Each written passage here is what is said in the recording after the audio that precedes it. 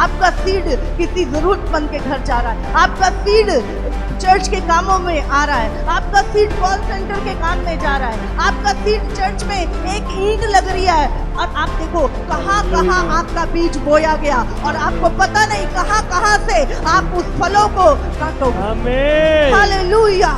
Hallelujah.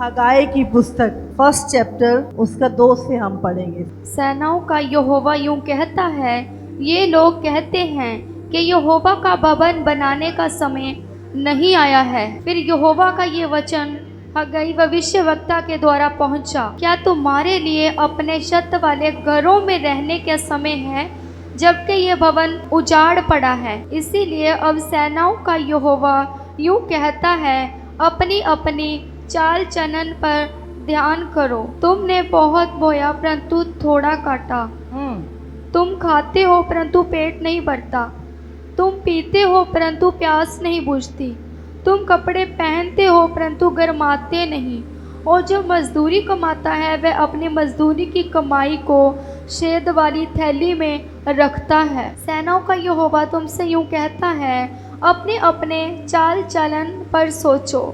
पहाड़ पर चढ़ जाओ, लकड़ी ले आओ के और इस भवन को बनाओ, और मैं उसको देख कर प्रसन्न होऊंगा और मेरी महिमा होगी। यहोवा का यही वचन है। तुमने बहुत उपज की आशा रखी, परंतु देखो थोड़ी ही है, और जब तुम उसे घर ले आए तब मैंने उसको उड़ा दिया। सेनाओं के यहोवा की यह वाणी है, ऐसा क्यों हुआ? क्या इसीलिए कि मेरा भवन उजाड़ पड़ा है और तुम में से प्रत्येक अपने अपने घर को दौड़ा चला जाता है। इसी कारण आकाश से ओस गिरना और पृथ्वी से अन्न उपजना दोनों बंद है। मेरी आज्ञा से पृथ्वी और पहाड़ों पर और अन्न और नए दाख मधु पर और ताजे तेल पर और जो कुछ भूमि से उपजता है उस पर और मनुष्य और घरेलू पशुओं पर और उनके परिश्रम की सारी कमाई पर भी अकाल पड़ा है। मैंने इतना बड़ा बिजनेस किया, मैंने इतने लाखों रुपए लगाए, है ना, मुझे था कि इतना ब्लेस होगा, इतना पैसा मैं हर महीने कमाया करूंगा, पर जब मैं उसे घर में लाया वो खत्म हो गया, वो गलत चीजों में लग गया। मैंने आशा की थी इतने की, पर वो मुझे नहीं मिला। ऐसा क्यों हुआ? यहाँ पे प्रभु आगे कहता है, क्या इसलिए नहीं हुआ कि मेरा भवन उजाड़ पड़ा है और तुम में से प्रत्येक अपने अपने घर को दौड़ा चला जाता है। हर व्यक्ति को अपनी चिंता है, किसी को नहीं कि प्रभु के घर में क्या चाहिए, क्या प्रभु का भवन बनना चाहिए। हाँ, हर एक अपने घर के विषय में, अपने विषय में तुम सोचते हो, और मेरा भवन क्या है? उजाड़ पड़ा है। और यहाँ पे प्रभु कहता है, इस कारण आकाश से ओस गिरना और पृथ्वी से अन्न उपजना दोनों बंद है। मेरी आज्ञा से पृथ्वी और पहाड़ों पर और अन्न और नए दाख मधु पर और ताजे तेल पर जो जो भूमि में उपजता है उस पर और मनुष्य और घरेलू पशुओं पर और उनकी परिश्रम की कमाई पर अकाल पड़ा है। ऐसा क्यों? क्योंकि हम सिर्फ अपने विषय में सोचते हैं। 2 तरह के हार्ट होते हैं, एक सेल्फिश हार्ट जो केवल अपने विषय में सोचता है, और एक उदारता वाला हार्ट जो दूसरे के विषय में, परमेश्वर के विषय में सोचता है कि मैं क्या कर सकता हूं। आज सेल्फिश हार्ट, बाइबल में लिखा, अंत के दिनों में स्वार्थी लोग अधिक होंगे, जो सिर्फ अपने विषय में सोचेंगे, मेरा ये हो जाए, मेरा ये हो जाए, होने के बाद भी अपना ही सोचते रहते हैं।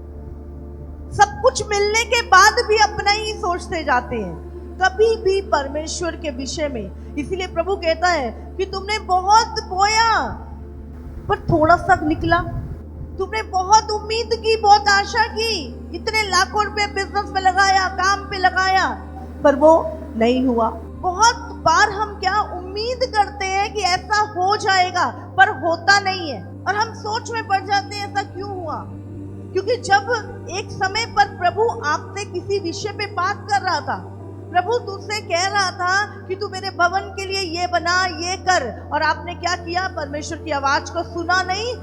मैं एक व्यक्ति से बात कर रही थी, एक कपल थोड़े समय पहले मिल रहे थे, तो मैंने उनसे पूछा, मैंने कहा आप, बहन कह रही थी हस्बैंड टाइथ नहीं देते हैं, तो मैंने उनसे पूछा कि अगर आपकी वाइफ को गवर्नमेंट जॉब लगनी हो और कोई व्यक्ति कहे कि 5 लाख देना पड़ेगा, आप दोगे कि नहीं दोगे?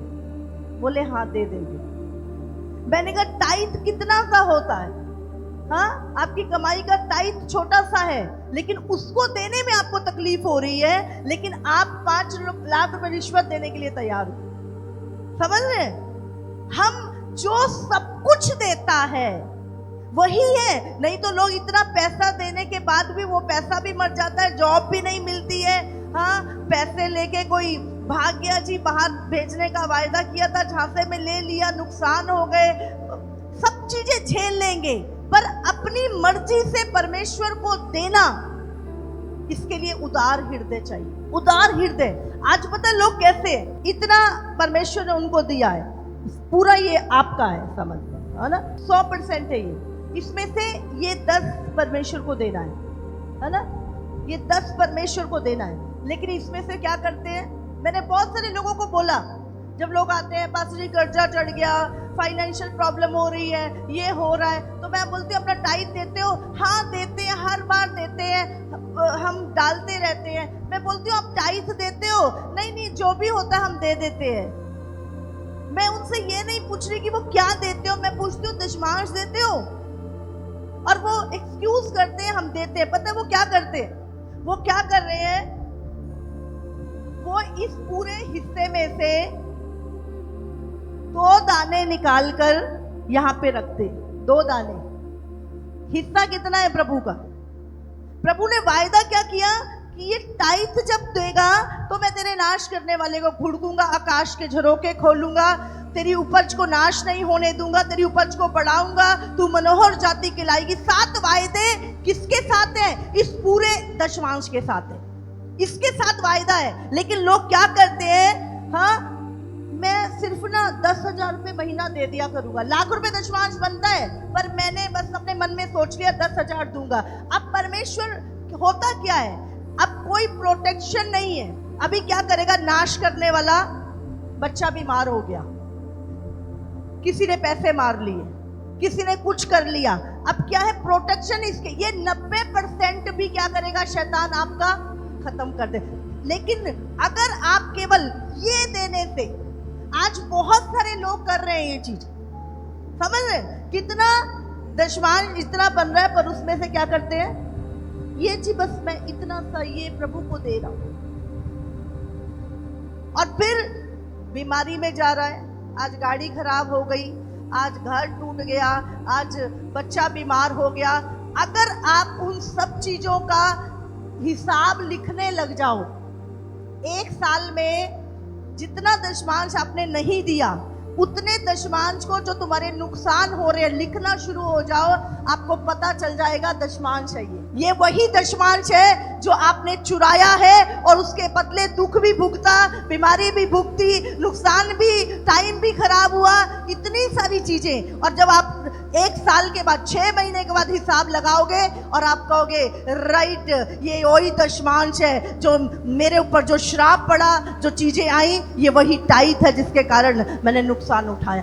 हम अपने विषय में बहुत प्रैक्टिकल हैं, लेकिन वचन के विषय में हम प्रैक्टिकल नहीं हैं। हम कुछ सोचते हैं पर हम कर नहीं पाते, लेकिन जैसे ही आप अपना उदार हृदय करते हो, परमेश्वर आपके कामों को करना शुरू कर देता है। हालेलुया।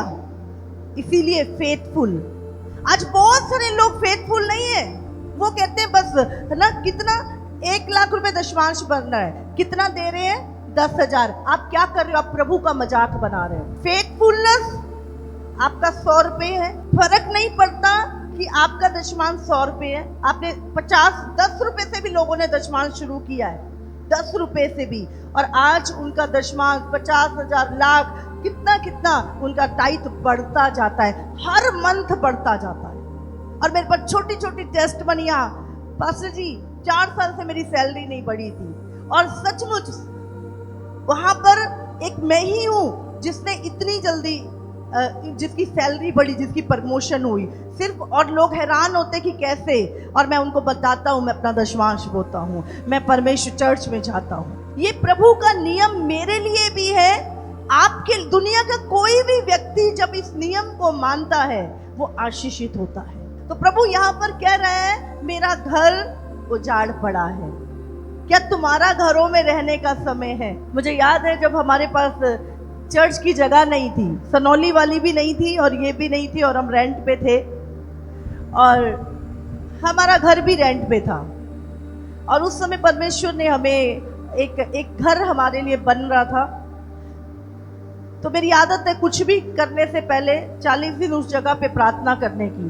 तो हमने 40 दिन की प्रार्थना रखी, और 40 दिन कोई घर से जाता था और प्रेयर करता था वहाँ पे नए घर में जाके, और मैंने कहा प्रभु तेरी क्या मर्जी है कि हम इस घर में, सोच रहे हो अपना घर बना हो, उसके बाद भी आप पूछ रहे हो प्रभु तेरी मर्जी है इसमें हम रहें या ना रहें? समझ आ रही है ये डेडिकेशन परमेश्वर के प्रति। और 40वें दिन जब हम प्रार्थना कर रहे तो मुझे ये हागे का वचन मिला, और प्रभु ने कहा मेरा भवन उजड़ा पड़ा है, क्या तुम्हारा घरों में रहने का समय है? और सचमुच उसी दिन मैंने डिसीजन लिया कि प्रभु ये घर आपका है, जिस दिन चर्च का लैंड हम खरीदेंगे ये घर मैं बेच दूंगी। और मुझे याद है फिर कि मैं जाना नहीं चाहती थी उस घर में, लेकिन कुछ लोगों ने फोर्स किया कि नहीं जाओ, और हम लोग उस घर में शिफ्ट हुए, और 7 साल मैंने वो घर की रजिस्ट्री नहीं करवाई अपने नाम। जानते क्यों? क्योंकि मैंने कहा प्रभु ये तो प्रभु का है, ये तो प्रभु का है, जब मेरा है ही नहीं तो मैं अपने नाम क्यों करवाऊं? और 7 साल के बाद कुछ ऐसी प्रॉब्लम आई, और परमेश्वर ने उस समय हमें सनौली का जो चर्च था वो हमें दे दिया था, और हमें पैसों का इंतजाम हुआ और बेचने की जरूरत नहीं पड़ी। लेकिन क्योंकि प्रभु ने बोल दिया था, और किसी कारण से हमें बोला गया कि इसकी रजिस्ट्री करा लो, कुछ प्रॉब्लम आ रही है, और जैसे ही हमने उसकी रजिस्ट्री कराई प्रभु ने चंगेरा चर्च वाली जगह दी, और थोड़े ही 1 साल भी नहीं हुआ था, 1 साल के अंदर वो लैंड हमने बेचा, और चंगेरा चर्च की जगह के लिए वो पैसा, क्योंकि लॉकडाउन लग चुका था, वो पैसा बोया गया। हालेलुया। आप समझ रहे हैं आपकी चीज है, फिर भी आप कहते हो प्रभु आपने दिया, क्या आपकी इच्छा है, क्या आपकी मर्जी है? अब हमारा नहीं है, वो प्रभु का है। हम तो जो कुछ हमारी लाइफ में हम उसके मालिक नहीं है, याद रखिए, हम उसके क्या है? मैनेजर हैं। उसको हाँ प्रभु ये बच्चे तेरे हैं, तेरी शिक्षा में बढ़ाना, ये धन तेरा है प्रभु, तेरे लिए हमने जो भी चीजें हैं, हम उसके मालिक नहीं, हम भंडारी हैं, उनको सिर्फ मैनेज करना है हमने चीजों को। जब आप एक एज ए मैनेजर काम करते हो तो आपको पता आप मालिक नहीं हो, तो आप घमंड से नहीं भरते, आपको पता है आपको मालिक को जवाब देना है कि मैंने तेरे दिए हुए धन से, तेरी दी हुई आशीष से क्या किया। हालेलुया। परमेश्वर ने कहा मैंने एक को 1 तोड़ा, एक को 2, एक को 5 तोड़े दिए, और एक दिन जब मालिक आएगा तो वो दासों से उन तोड़ों का हिसाब लेगा। आज अगर परमेश्वर ने आपको ज्यादा धनवान बनाया है, ज्यादा आशीषित किया है, तो परमेश्वर ने एक दिन उस पैसे का हिसाब लेगा। तूने मेरे लिए क्या किया? तू कर सकता था लेकिन तूने किया नहीं, प्रभु उसका भी हमसे लेखा लेगा। हालेलुया। समझ रहे हैं आज क्या कर रहे हैं हम? 2 दाने ऐसे फेंक रहे हैं प्रभु के, प्रभु को घटी है, वो 100% देने वाला भी परमेश्वर है। तो हम परमेश्वर को ठट्ठों में मत उड़ाओ, ठट्ठों में उड़ाना यही होता है जब उसका वचन हम तोड़ते हैं। हाँ मेरा टाइट 10,000 बनता है, लेकिन मैं कोई नहीं, मैं तो 1,000 रुपये महीना दिया करूँगा, आप क्या कर रहे हैं, प्रभु देख रहा है। और वो देने से, 1000 रुपया देने से कभी वो प्रोटेक्शन आपके परिवार पे नहीं आएगी, आपके धन पे नहीं आएगी। प्रोटेक्शन प्रभु ने जो वायदा किया है वो दशमांश के को देने वालों के साथ है वो वायदा, ना कि 1 रुपया देने वालों के साथ। 1% के 9% भी अगर आप दे रहे हो तो भी आप वायदे को पूरा नहीं कर रहे। 10%, समझ आ रही है आपको? 10 मतलब 10। आप 1 रुपया भी उसमें कम कर रहे हो तो वो वायदा आपके लिए नहीं है। फिर हमारी बीमारियां, ये बीमार वो, और हम कहते हैं प्रार्थना कर दो। मैं बोलती हूँ प्रार्थना से अधिक कुरनेलियस ने क्या किया था? उसने प्रार्थना और बोना दोनों किया था। उसके दान और उसकी प्रार्थनाएं दोनों स्वर्ग तक पहुंची थी। आज लोग हमेशा प्रार्थना प्रार्थना प्रार्थना प्रार्थना किसके लिए है? बीमारी के लिए। बाइबल में लिखा है अगर तुम में से कोई बीमार है चर्च में जाए, प्राचीनों से हाथ रखवाए, तेल लग के वो प्रार्थना करेंगे, रोगी चंगा हो जाएगा। लेकिन अगर आप फाइनेंशियली आशीष चाहते हैं, कर्जों से छुटकारा चाहते हैं, उसके लिए बोना है। क्या लिखा वहां पे? तुम दशमांश और उठाने की भेंटें चुराते हो। दशमांश जो हर मंथ हम अपनी सैलरी में से देते हैं, और उठाने की भेंटें जो हम दान जो हम देते हैं, वो भेंट जो हम देते हैं, वो भेंट है जो हर हफ्ते हम कुछ ना कुछ प्रभु के लिए निकालते हैं। और उठाने की स्पेशल ऑफरिंग, स्पेशल भेंट जो है, जो स्पेशल ऑफरिंग हर महीने यहाँ पर अनाउंस होती है कि एक स्पेशल ऑफरिंग आपने बोनी है, वो टाइट के बगैर है, वो भेंटों के बगैर है, वो उठाने की वो स्पेशल ऑफरिंग जो आपके स्पेशल दरवाजों को खोलती है। और टाइट परमेश्वर का है, समझ रहे हैं? ये परमेश्वर का है। अब आपके पास जो 90% है, इसमें से आपका दान है, इसमें से आपकी भेंट है, ये आपकी बहुतायत को लेके आएगा। चर्च में बहुत सारे विडोज को राशन दिया जा रहा है, बहुत सारे बच्चों की फीस भरी जा रही है, और भी बहुत सारे सोशल वर्क जो इस कलीसिया के द्वारा। आपका सीड कहाँ जा रहा है? आपका सीड किसी विडो के घर में जा रहा है, आपका सीड किसी जरूरतमंद के घर जा रहा है, आपका सीड चर्च के कामों में आ रहा है, आपका सीड कॉल सेंटर के काम में जा रहा है, आपका सीड चर्च में एक ईंट लग रही है, और आप देखो कहाँ कहाँ आपका बीज बोया गया, और आपको पता नहीं कहाँ कहाँ से आप उस फलों को काटोगे। आमीन, हालेलुया, हालेलुया। आपने प्रभु के भवन में बोया, लेकिन उसके भवन से आगे कितनी जगहों पर वो सीड गया और बोया गया।